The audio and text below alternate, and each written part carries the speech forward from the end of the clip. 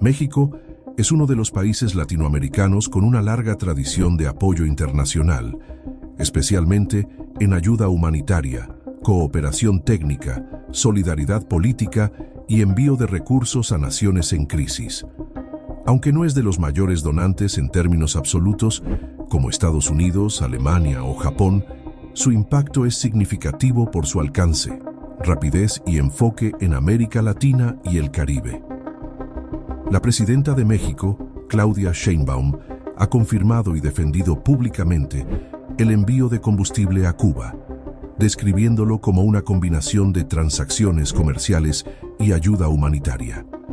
Esto se ha intensificado en su administración, iniciada en octubre de 2024, en respuesta a la grave crisis energética en la isla, caracterizada por apagones masivos, colapsos del sistema eléctrico y el impacto del huracán Óscar en octubre de 2024. Razones humanitarias y soberanía. La presidenta Claudia Sheinbaum ha enfatizado que México actúa por solidaridad con Cuba, oponiéndose históricamente al embargo estadounidense, bloqueo. En las conferencias matutinas afirmó: es compra de combustible, como compran otros países. Ahora hay un excedente de diésel. Son contratos que se hacen y además hay ayudas humanitarias. Insistió en que esto no afecta las relaciones con Estados Unidos, ni la revisión del TMEC, ya que México es un país soberano e independiente. Es de recalcar que los envíos de combustible a Cuba comenzaron en 2023 con el presidente Andrés Manuel López Obrador, AMLO, con al menos miles de litros de combustibles a la isla. La presidenta Sheinbaum ha prolongado y ampliado esta política, vinculándola también a la cooperación médica, convenio de julio 2024 para 2.700 médicos cubanos en México. En este periodo de gobierno de la presidenta Claudia Sheinbaum, se sigue enviando combustibles a Cuba a través de gigantes buques petroleros. México es el único país que apoya a Cuba y le ha pedido a Estados Unidos que quite el bloqueo comercial. Gracias, presidenta. En un segundo tema, preguntarle si se pudiera tener un informe detallado o más información sobre el petróleo que México entrega a Cuba, si es posible tener esto. Fíjense que ya lo tienes ahí. Hoy en la mañana me pasó Efraín, un compañero de Relaciones Exteriores, los acuerdos que ha habido en materia de petróleo en todos los gobiernos, independientemente del partido político, y es importante que se conozca, porque si no parece que solamente, primero lo hacemos en un marco legal que como país soberano, y segundo, damos continuidad a una serie de apoyos que se han dado históricamente de nuestro país a Cuba. No, pero esta es relación bilateral. Sí, esto es lo de Pemex, ¿verdad? Cooperación energética y financiera. Vamos abajo, porque lo de arriba pues tiene que ver con el bloqueo. En 1994, durante el periodo especial en Cuba, se formalizó una inversión de $350 millones para la modernización de la refinería de Cienfuegos, una operación estratégica de swaps, intercambio de deuda por inversión. Asistencia de Pemex en 2012. Se firmaron cartas de intención para que Pemex brindara asistencia técnica a la estatal cubana CUPET, permitiendo que tuviera presencia en los proyectos de exploración que Cuba ejecutaba con consorcios internacionales. Condonación de deuda en 2013. Condonó el gobierno de Peña Nieto deuda que tenía el gobierno de Cuba con Petróleos Mexicanos. Condonó 70% de la deuda histórica con Bancomext, reestructurando el resto para fomentar el comercio bilateral. Cronología de encuentros presidenciales, esto ya es otra cosa, pero que conozcan. Luis Echeverría fue el primer presidente que visitó Cuba tras la revolución. López Portillo visitó La Habana. Fidel Castro visitó México por primera vez con Salinas de Gortari. Salinas de Gortari visitó Cuba tras la caída de la Unión Soviética y Fidel Castro visitó México. Ernesto Zedillo visita la cumbre iberoamericana y se reúne ahí también con disidentes cubanos. Con Fox fue aquel incidente de Come si te vas, pero vino Fidel Castro a México. Para quienes no conocieran esto, estaba Castañeda, ¿no?, de Relaciones Exteriores. Entonces tenían preocupación de que no se fueran a encontrar al presidente de Estados Unidos con Fidel Castro, con Bush. Y entonces le dice Fox en el teléfono a Fidel: bueno, está bien, te invito, pero come si te vas. Fox había dicho otra cosa y fue en realidad los cubanos quienes dijeron cómo fue que ocurrió. Pero bueno, ahí hubo, de todas maneras, hubo esta relación. Con Calderón, Calderón visitó La Habana con cooperación técnica y energética. Peña Nieto visitó La Habana y Raúl Castro visitó Mérida, visitó México. López Obrador visitó La Habana y Díaz-Canel visitó México varias veces, y con nosotros la visita de Díaz-Canel durante la toma de posesión, junto con otros presidentes. Esto es importante porque lo dije yo el viernes, la relación México-Cuba es histórica. México fue el único país que se opuso en el primer momento al bloqueo. Entonces, independientemente del partido político, ha habido relación México-Cuba. No es algo nuevo, no es una situación nueva. Y todo se hace en el marco de la ley y también por motivos humanitarios, también al pueblo de Cuba. Quisiera preguntarle… No lo tengo planteado en este momento. Más específicamente, por ejemplo, ¿cuántos barriles son? ¿A qué precio de mercado se han enviado? Sí, por supuesto, se informa. Lo informamos, le pedimos a Pemex que lo pueda informar. Sí, y saber si pudiera incluirlo en este informe, si los gastos de transporte, también manejo de carga y descarga portuaria. Todo es legal. ¿Quién está pagando eso? Todo es legal y es parte de algo que se viene haciendo con Cuba desde hace mucho tiempo. De acuerdo, Presidenta, muchas gracias, lo esperaré. Es el compañero y luego la compañera. Y luego por acá, ahora de la derecha se nos fue. Gracias, Presidenta. Jorge Chaparro, de Mega Noticias. Presidenta, usted ha dicho que quiere un gobierno transparente. Yo no voy a calificar, pero le voy a poner 3 ejemplos.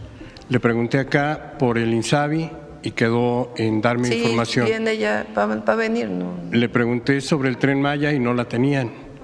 Y le pregunté sobre la Secretaría de Hacienda, lo del contrabando de combustibles. El secretario se comprometió a darme una tarjeta todo el fin de semana. Se ve informar. Todos los días me estuvieron diciendo que me lo iban a entregar. El tema de los ventiladores lo tiene ya preparado Raquel.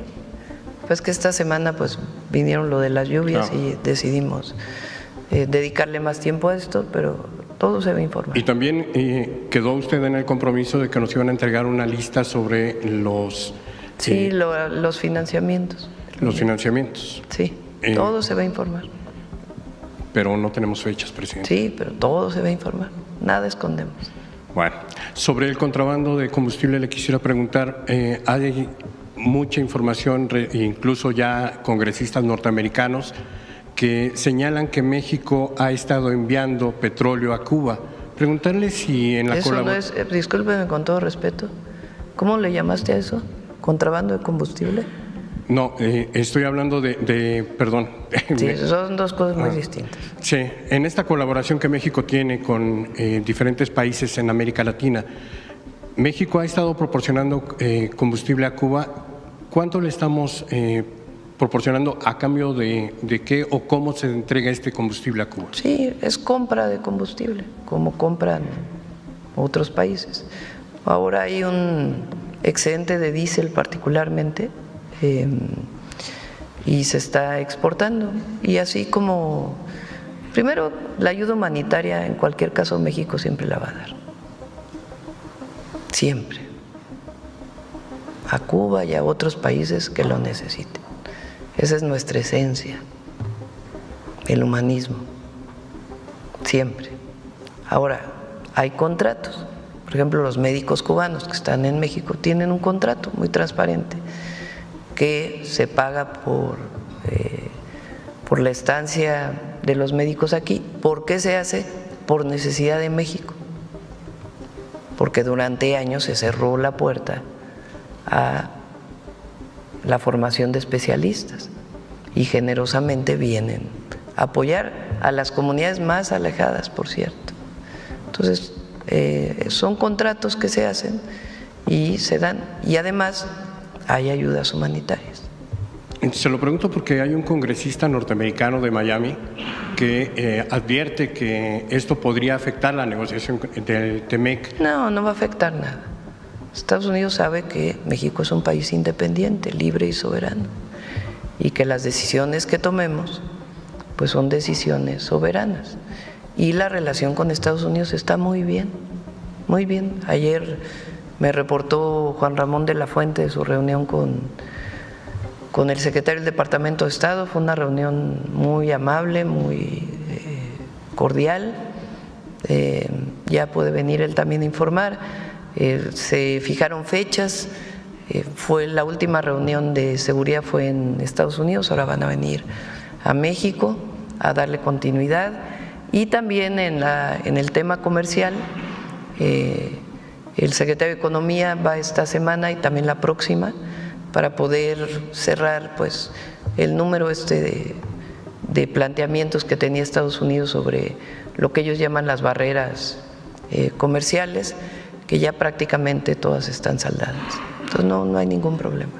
Sobre el envío de petróleo a Cuba, usted mencionaba ayer que fue una decisión soberana, fue una decisión de Petróleos Mexicanos, pero llama la atención el momento en que se habría suspendido este envío de petróleo a Cuba, justamente pues en un momento en que el pueblo cubano lo necesitaría más que nunca. Esto pues debido a lo que está sucediendo con Venezuela, que era uno de los principales proveedores de petróleo, y también por la inmensa necesidad de combustible del pueblo cubano en cuanto a que es indispensable para la generación eléctrica y bueno, en una circunstancia de bloqueo.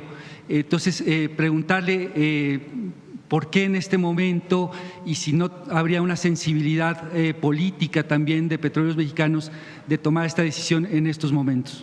Qué bueno que lo preguntas para que pueda yo aclarar lo que se dijo ayer. Hay dos vías por las que se entrega petróleo a Cuba. Una es a través de contratos que establece Petróleos Mexicanos con alguna institución del gobierno cubano. Esa es una vía. Y ahí, en ese contrato, pues es lo que yo dije, Petróleos Mexicanos determina, pues de acuerdo con el contrato, cuándo se envía. La otra es la ayuda humanitaria, que también se envía petróleo por ayuda humanitaria, como otras cosas que se envían por ayuda humanitaria. Por ejemplo, recientemente Estados Unidos envió ayuda humanitaria a la isla y otros países han enviado ayuda humanitaria a la isla. Entonces, por eso digo que es una decisión soberana de México el enviar ayuda humanitaria y con Pemex en términos del contrato cuándo envía. Yo nunca hablé de si se había suspendido o no se había suspendido. Esa fue una interpretación posterior a partir de una nota que salió en un periódico. Entonces, la ayuda humanitaria a Cuba como a otros países continúa, porque es ayuda humanitaria y México siempre ha sido solidario con todo el mundo y son decisiones soberanas.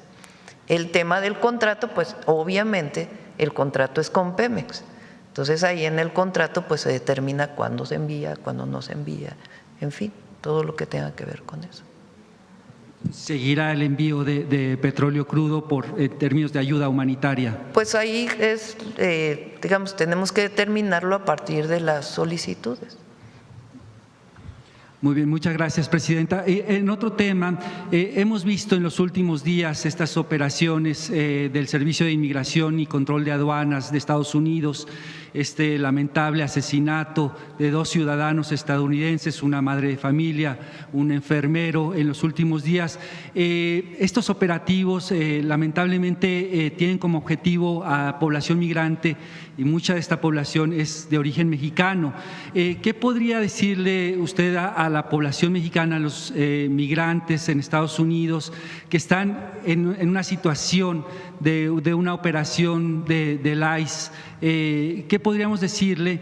Y bueno, ayer veíamos también al embajador Moctezuma que hablaba sobre verificación de las condiciones de los mexicanos en centros de detención en Dallas. Preguntarle qué reporte tiene, cuántos mexicanos están actualmente detenidos en centros de detención del ICE y cómo van las denuncias, si ha habido denuncias o no de víctimas de abuso policial, si es que las hay. Y también de cómo van las denuncias de los mexicanos muertos bajo detención del ICE, que tendrían asesoramiento de personal de los consulados mexicanos. ¿Ha habido ya alguna resolución? ¿En qué van? Y bueno, también en este sentido, Presidenta, preguntarle qué respuesta ha habido a las notas diplomáticas que ha enviado usted, por ejemplo, sobre la muerte de detención de los mexicanos en centros de detención del ICE. Sí, a ver si nos puede dar, Roberto, toda la información y con gusto ahora les damos la información. Muchas gracias, Presidente. Adelante, vamos con Carlos.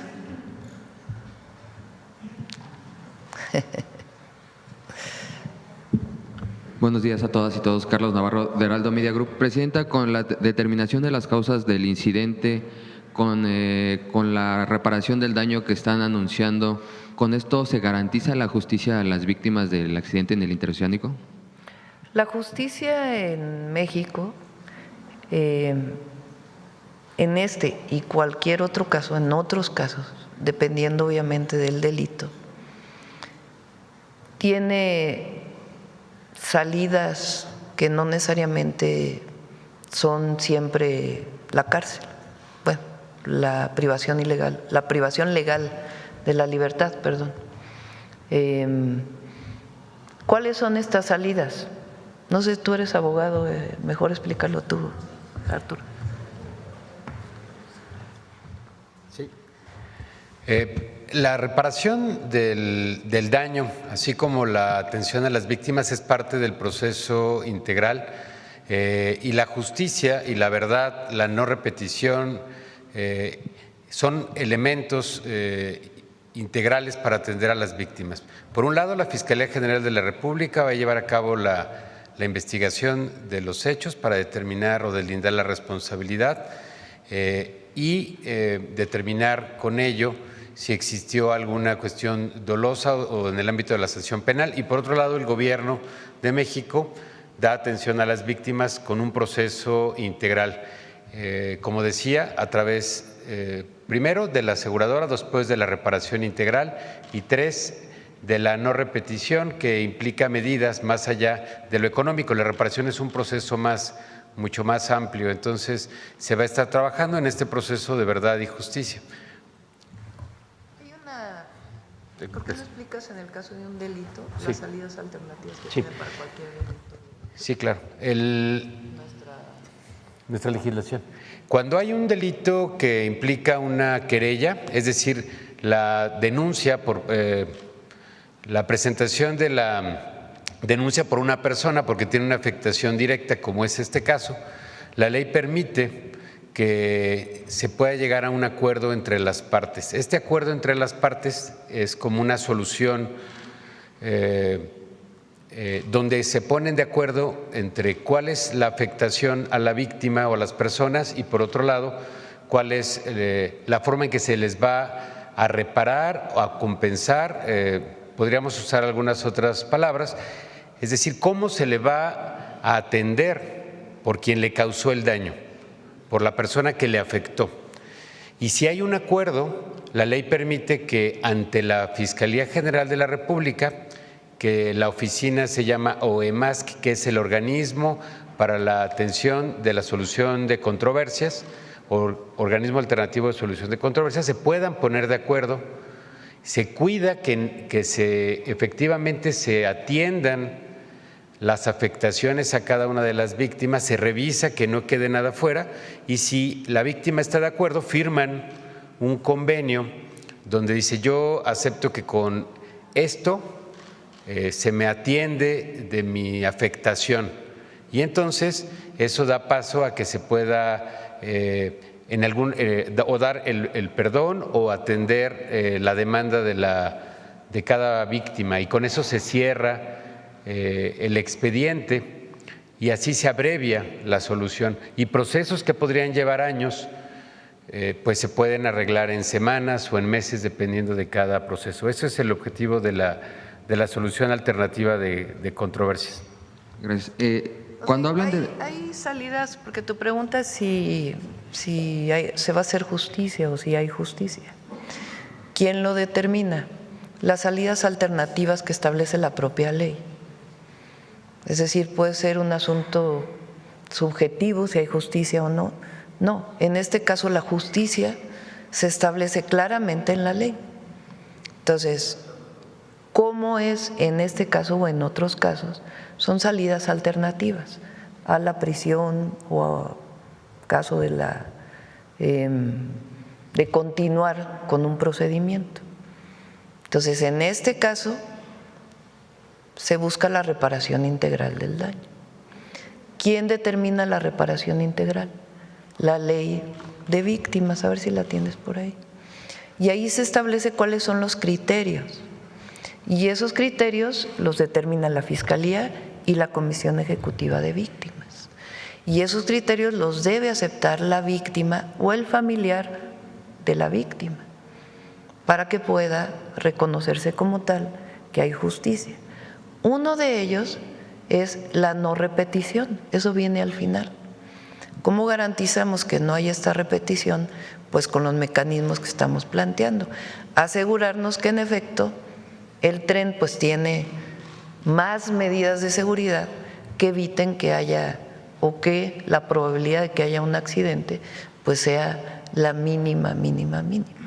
Y eso es lo que vamos a hacer a partir de esta certificación internacional y las recomendaciones que se establezcan. Presidenta, cuando hablan de reparación integral del daño, más allá de la cifra, ¿también habría opciones, como ha ocurrido en otros casos, de ofrecerles opciones de vivienda o ofertas laborales? Todo el apoyo que requiera la familia. No solamente es un monto económico, sino tiene que ver también con vivienda, con becas para los hijos, escuela, en fin, todo lo que requiera la familia. Gracias. En otro tema, Presidenta, con la revocación de mandato en Oaxaca, donde señaló el propio gobernador que el PT operó en su contra, ¿hay garantías de que el PT no condicione su voto en la reforma electoral? Sí. Nosotros vamos a plantear la reforma con los ejes que nosotros consideramos necesarios y que pide la ciudadanía.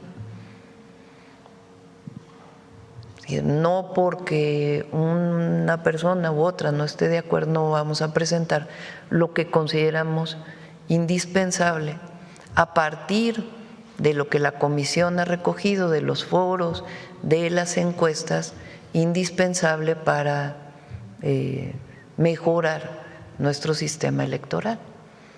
Entonces, ese es el planteamiento que hacemos. Ya la Cámara de Diputados, la Cámara de Senadores, pues discutirá si está de acuerdo o no, pero en principio consideramos que la mayoría va a estar de acuerdo. Hablando de leyes, ¿tiene alguna iniciativa preferente para el siguiente periodo ordinario, Presidenta? Preferente como tal no lo estamos planteando, pero sí hay varias iniciativas, algunas de ellas de cultura, por cierto, que ya las vamos a presentar, que ayer también me preguntaron y las vamos a presentar. ¿Nos puede adelantar algunas? Ya las presentamos, yo creo que el lunes si vamos al tren, en la mañana, ya las presentamos después, o si el lunes tenemos la mañanera aquí y luego vamos al tren, pues las presentamos el lunes. Presidenta, ayer se reunió con la gobernadora. Porque el lunes inicia, ¿verdad? El periodo de sesiones. Domingo. El domingo 1 de febrero.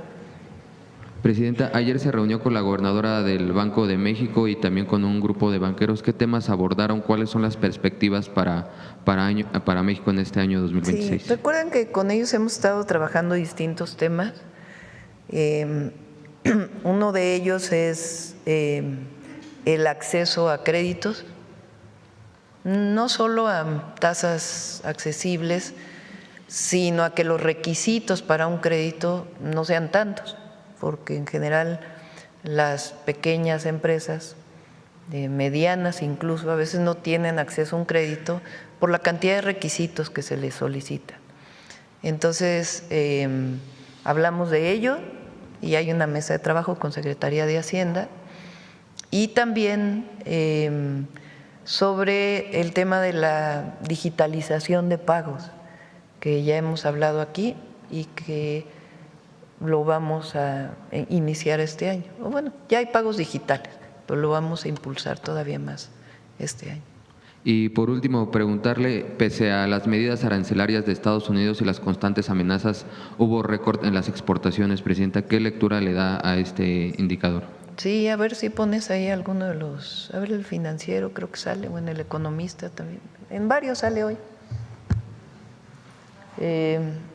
Hazle más grande a la gráfica.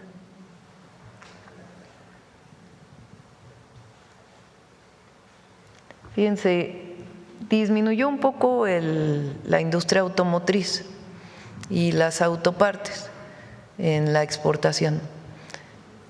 Una parte de ello tiene que ver con la disminución de la demanda en Estados Unidos, no solamente por, bueno, menor medida por el arancel, porque recuerden que México tiene para varias marcas, que son las marcas estadounidenses principalmente, o también japonesas que tienen cadenas de valor en México y en Estados Unidos, hay un descuento por la cantidad de partes que se fabrican en Estados Unidos.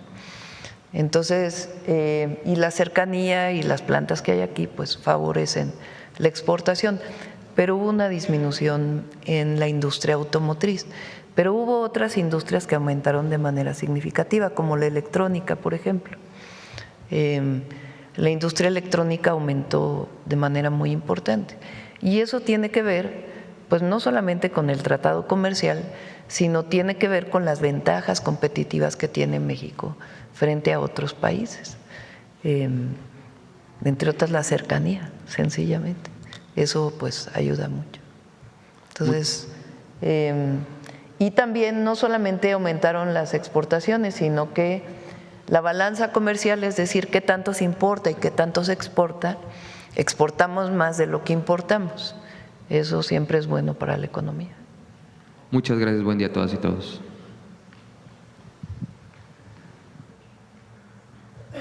Bueno, ahora vamos de este lado.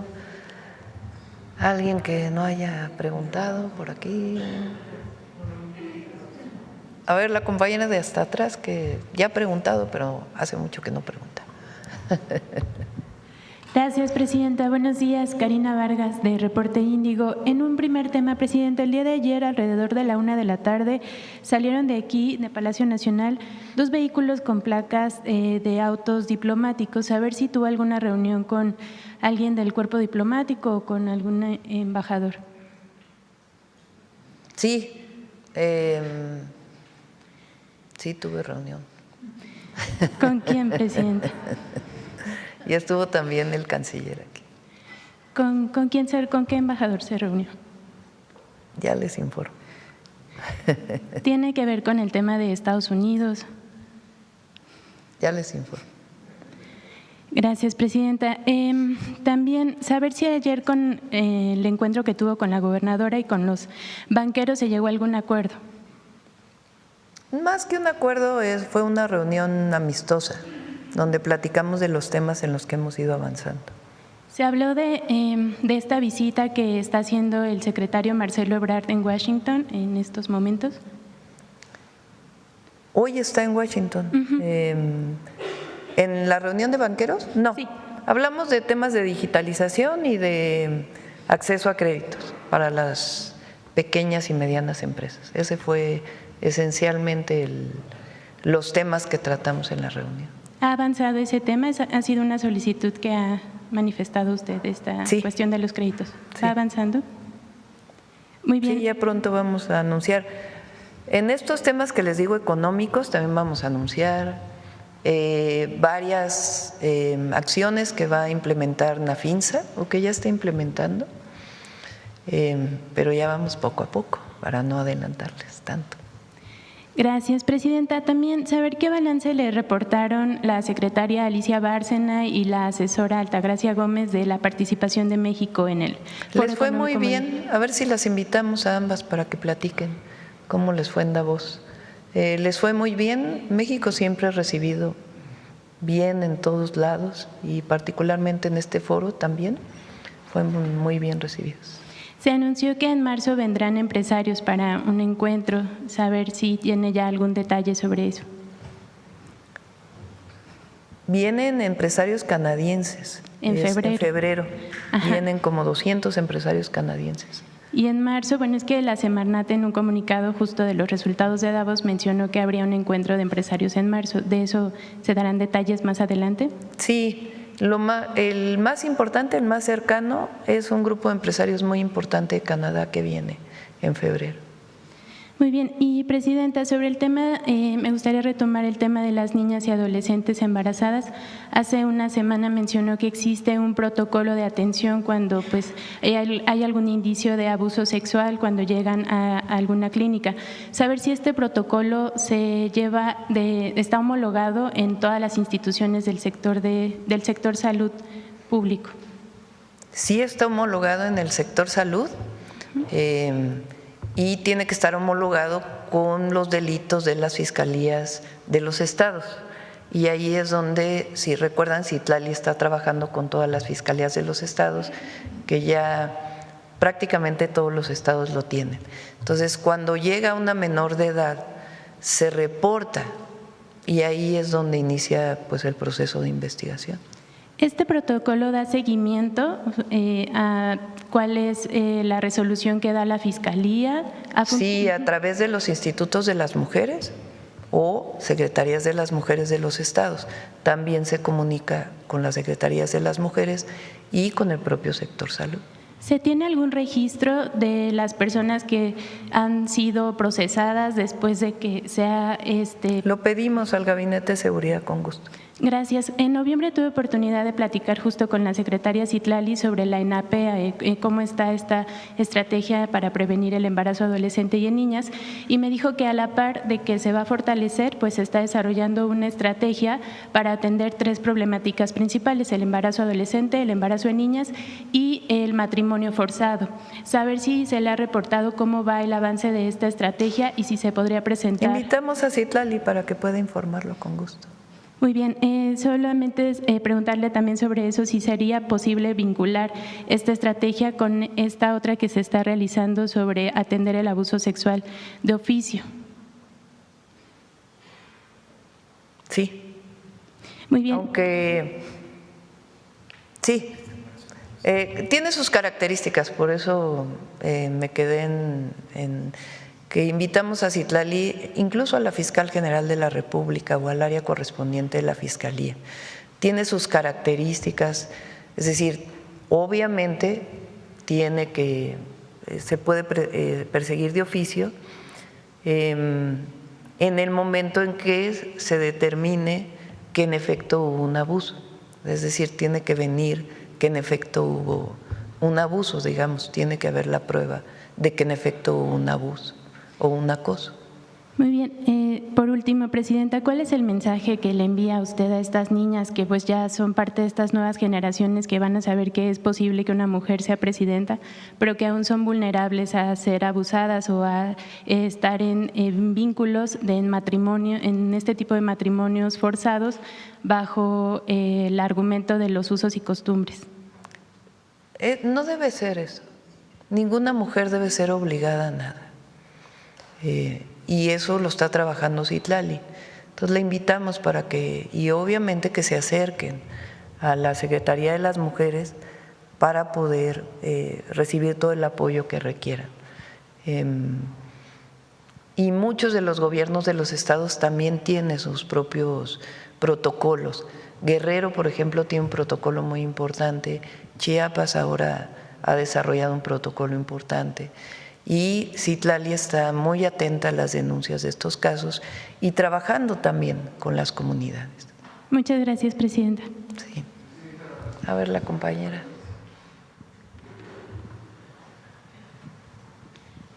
Muchas gracias, presidenta. Yereta Arcinega, de Revista Fortuna. Presidenta, a nivel internacional, accidentes por exceso de velocidad como el de Santiago de Compostela o Amagasaki, o recientemente el que se presentó en España, obligó a los gobiernos a instalar sistemas de frenado automático para eliminar pues el factor de error humano.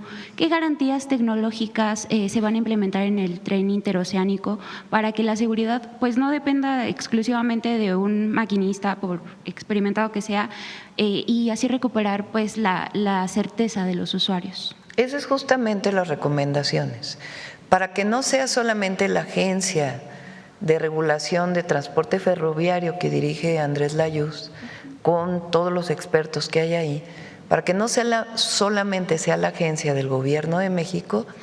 El objetivo es que hay 2 o 3 agencias certificadoras en el mundo de trenes. Entonces, estamos buscando una de estas agencias, ya recomendó de hecho una de ellas, la Agencia de Transporte Ferroviario, a la Secretaría de Marina, para que haga toda la certificación. Es decir, ya estaba certificado por nacionalmente, pero queremos la certificación internacional. Y ahí lo más importante son las recomendaciones que debe hacer el corredor interoceánico para garantizar la seguridad de esta vía. Entonces, por ello, hasta que no estén estas recomendaciones, no iniciará el transporte de pasajeros.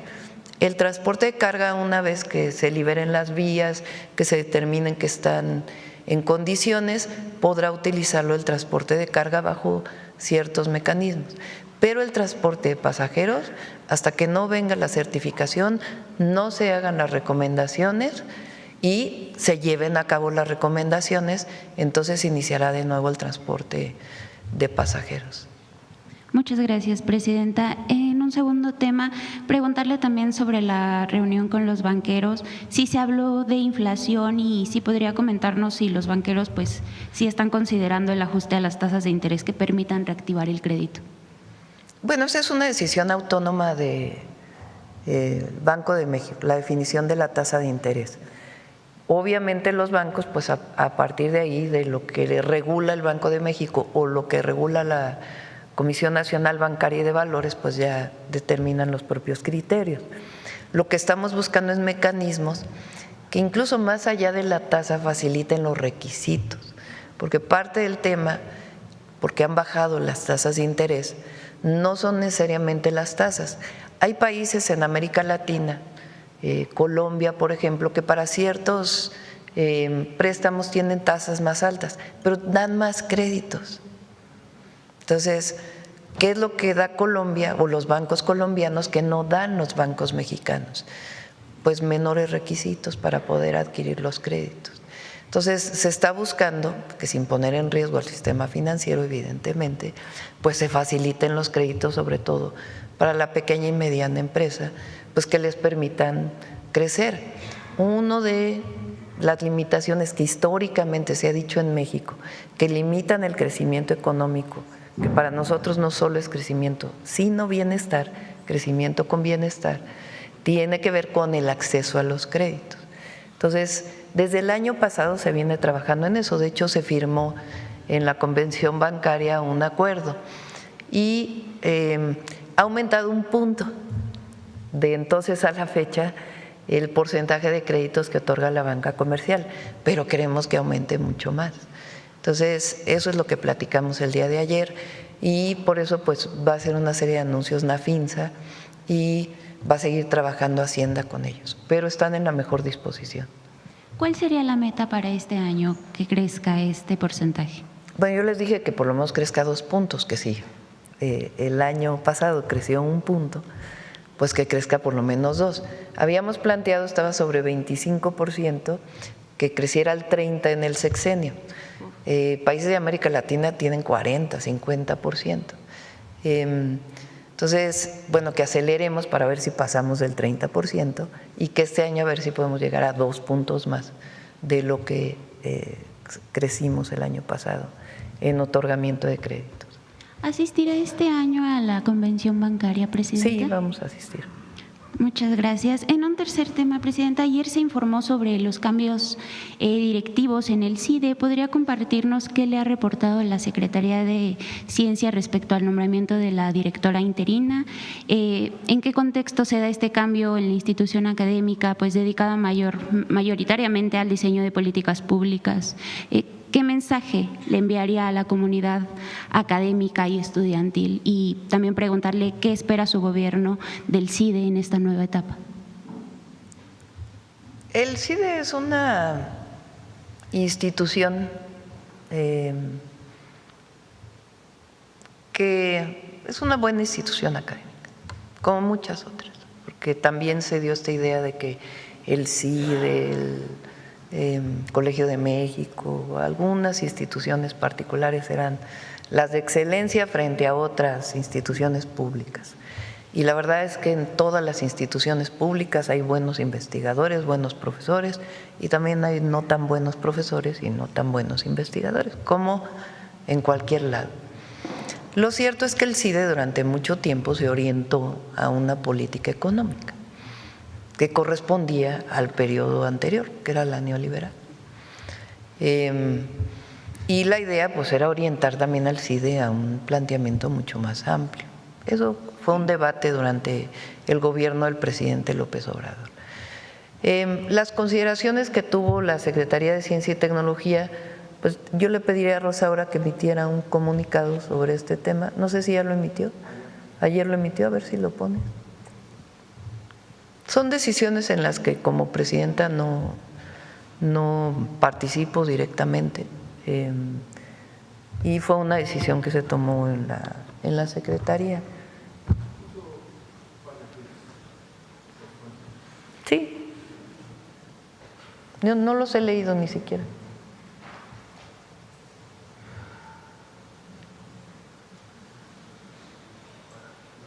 Pero las razones del cambio.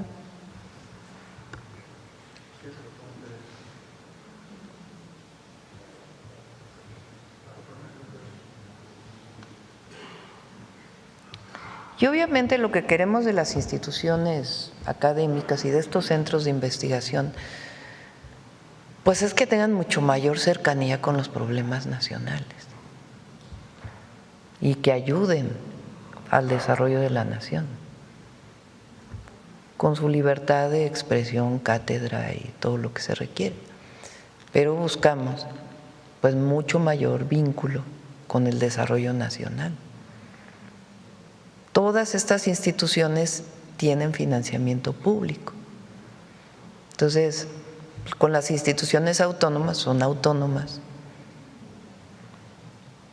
pero eso no quita que busquemos la manera de que haya mucho mayor vínculo con el desarrollo del país y con los problemas de la nación. Bueno, a ver si lo pones en un momento. ¿Esto es lo que usted esperaría de esta nueva etapa del CIDE? Sí, pues no sé si es nueva etapa o no, pero tiene una nueva directora y evidentemente pues lo que se busca siempre es mucho mayor cercanía con los problemas nacionales. Y muchas instituciones académicas, lo digo porque soy académica, bueno, todavía me siento académica, o era académica. Durante muchos años de mi vida me dediqué a la investigación. Se generó los estímulos académicos, el SNI, generaron un esquema de trabajo muy individualizado y de mucha competencia de unos con otros para poder obtener puntos para tener un mayor ingreso. Y esos puntos corresponden a la cantidad de publicaciones que tienen o algunas otras actividades académicas que son inherentes a la actividad académica. En mi caso, pues yo fui del Instituto de Ingeniería y la ingeniería en general pues tiene mucho mayor vínculo con los problemas nacionales, por la propia profesión. Yo me dedicaba a hacer el inventario nacional de emisiones de gases de efecto invernadero, a la planeación energética, a cuál era el impacto de tener más fuentes renovables de energía sobre las emisiones, la justicia energética. Entonces, la propia tema al que yo me dedicaba, pues evidentemente, el Instituto de Ingeniería, por ejemplo, apoya a la Secretaría de Marina a determinar las escolleras, qué característica deben de tener a partir de las corrientes marinas. El CICESE, por ejemplo, ha apoyado a Pemex en términos de la exploración en el Golfo a partir de las corrientes marinas. El Instituto de Ingeniería también ayuda mucho en la definición de normas de estructura. Entonces, eso es la ingeniería. Pero hay muchas otras áreas, y particularmente las ciencias sociales, que tienen que tener mucho mayor vínculo con el desarrollo de la nación. Y eso es lo que buscamos, que haya mucho mayor vínculo con el desarrollo nacional. ¿Cuál sería su mensaje para la comunidad estudiantil y académica de este instituto, Presidenta? Para todas las instituciones, no en particular para el CIDE. Yo creo que deben dejar de ser instituciones elitistas y estar mucho más integradas a los problemas de la nación y al pueblo. Se dio una elitización muy grande en muchas instituciones académicas, como si estuvieran encima de los demás. Y nadie está encima de nadie. Y esta visión de que se estaba encima de todos, pues es algo que no debe ocurrir. Por más que tengas 50 años de carrera académica y tengas 1000 publicaciones o 2000 publicaciones, por más que no sé cómo se mida la inteligencia, porque eso es un debate,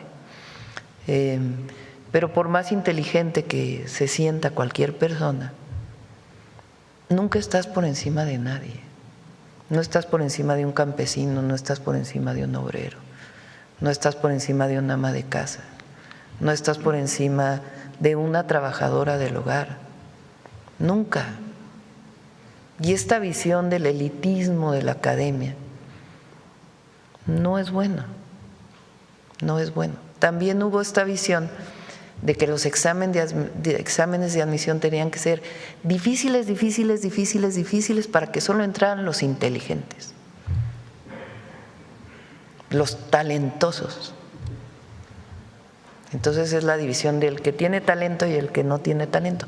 Todos tenemos talento, todos. Unos tienen más talento en el arte, otros en las matemáticas, otros en la mecánica, otros en otras cosas. Entonces, esta visión de los talentosos y no los talentosos, claro que hay personas que son muy buenas para el piano, para la música, y se caracterizan por ello, o para el deporte, y son muy buenas, pero todas las personas tenemos distintos talentos y no somos más que nadie. Y eso se generó durante el periodo neoliberal en muchas instituciones académicas. Y eso es lo que no está bien. No se puede mirar a nadie por encima del otro. Muchas gracias, Presidenta. Que tenga buen día. Sí. Y que no olviden nunca que quien les paga su educación es el pueblo. Nunca. O su investigación, porque es recurso público. Bueno, vamos con ¿quién más? Ya son 9:20. Ya. Hoy no vino el detector de mentiras. Vamos a traer mañana doble. Mujeres en la historia del detector. Vamos a ver quién más. Oh, es que ya Sonora tiene mucho, acá ya preguntaron mucho. Vean, ¿cuántas veces este año le he dado la palabra